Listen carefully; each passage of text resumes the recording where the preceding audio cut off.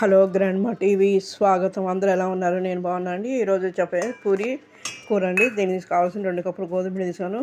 అలాగే ఒక 2 స్పూన్లు బొంబాయి రవ్వ వేసాను. అలాగే రుచికి సరిపడా ఉప్పు, నూనె వేసి బాగా మొత్తం కలపాలండి. ఈ నూనె అంతా పిండికి పట్టేట్టు కలుపుకొని నీళ్ళు పోసుకుని గట్టిగా పూరి పిండి గట్టిగా కలుపుకొని ఉంచుకోవాలి. తర్వాత మనం అప్పటికప్పుడు చేసుకుంటాం కాబట్టి ఒక 2 బంగాళదుంపలు, 2 ఉల్లిపాయలు, ఒక 2 పచ్చిమిరపకాయలు తీసుకున్నాను. చిన్న అల్లం ముక్క, కరివేపాకండి, క్యారెట్ చిన్న ముక్క తీసుకున్నా ఉంటే వేసుకోవచ్చు, లేకపోతే పర్వాలేదండి. ఇవన్నీ శుభ్రం కడిగి చిన్న ముక్కలు కోసి రెడీ చేసుకోవాలి.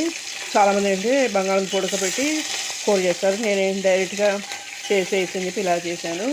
ఒక గిన్నెలో 2 స్పూన్లు ఆయిల్ తీసుకుని దాంట్లో మినపప్పు, శనగపప్పు, ఆవాలు అన్నీ వేయించి పచ్చిమిరపకాయలు, అల్లం, కరివేపాకు కూడా వేయించి ఉల్లిపాయ ముక్కలు వేసుకోవాలి. అవి కూడా నూనె బాగా పట్టేట్టు అడిగిపోయి తిప్పి దాంట్లోనే బంగాళదుంప, క్యారెట్ రెడీగా ఉంచుకుని క్యారెట్ కూడా వేసుకుని బాగా మొత్తం కలిగి తిప్పుకొని అవి మునిగిపోయేట్టు నీళ్ళు పోయాలండి. నీళ్ళు పోసి దాంట్లోనే పసుపు, ఒక 1/2 స్పూన్ పసుపు, రుచి సరిపడా ఉప్పు వేసి బఠానీ నేను ముందుగా అనుకుంటున్నాను. బఠానీ కూడా ఉంటే వేసుకోవచ్చు అండి, టేస్ట్ బాగుంటుంది.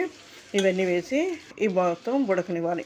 ఉడకనిచ్చి లోపు మనం రెడీగా ఉంచుకున్న ఈ పూరి పిండిని సన్నగా మనం ఒత్తుకుని రెడీ చేసుకోవాలండి. ఈలోపు కూర ఉడుతుంది. ఈ కూర ఉడికేలోపు టిప్ ఏంటంటే మనం గోధుమ పిండిలో ఒక 2 స్పూన్లు రవ్వ వేసుకోవడం వలన నూనె తొందరగా పీల్చుదండి. ఇది మీరు గుర్తుంచుకుని ఎప్పుడైనా మీరు చేసేటప్పుడు ఇలా చేయడం వలన నూనె ఎక్కువ పీల్చు. మామూలుగా పూరి అంటే నూనె పీల్చుకుని భయపడతారు. అది నూనె పీల్చకుండా అదొకటి ఇప్పండి. అలాగే ఈ కూర అంతా ఉడికిన తర్వాత 2 స్పూన్లు శనగపిండి మనం నీళ్ళలో కలిపి ఈ కూర మీద వేస్తే కూర దగ్గర పడుతుందండి. దగ్గర పడి టేస్ట్ బాగుంటుంది.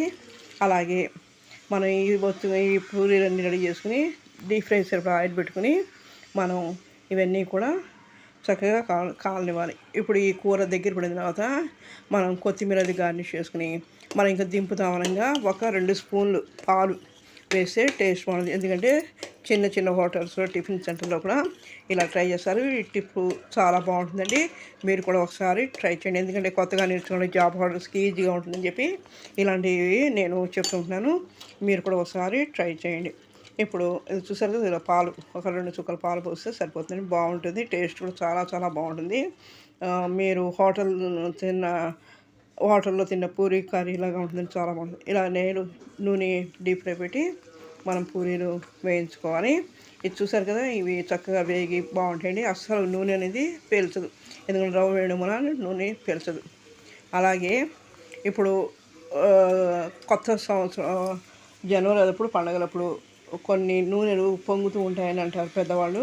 ఆ నూనె పొంగేప్పుడు చింతపండు వేసే నూనె పొంగదండి. ఇదొక టిప్పు మీరు గుర్తుంచుకుని మీరు కూడా ట్రై చేయండి. చూసారుగా ఇలా పూరి అన్నీ పొంగి మొత్తం అన్నీ వేయించుకుని ఒక బౌల్లో తీసుకోండి. తర్వాత చూసారు కదా, నూనె కూడా పేర్చడం చేత పడుతుంది చూపిస్తున్నాను. నూనె అనేది అస్సలు పేరుతుంది. తర్వాత వీటిని ఒక సర్వింగ్ ప్లేట్లో తీసుకుని సర్వ్ చేసుకోండి. కర్రీను పూరి ఇది టేస్ట్ చాలా చాలా బాగుంది. మీరు కూడా ఒకసారి ట్రై చేయండి. లైక్ చేయండి, షేర్ చేయండి, సబ్స్క్రైబ్ చేయండి. Okay, thank you.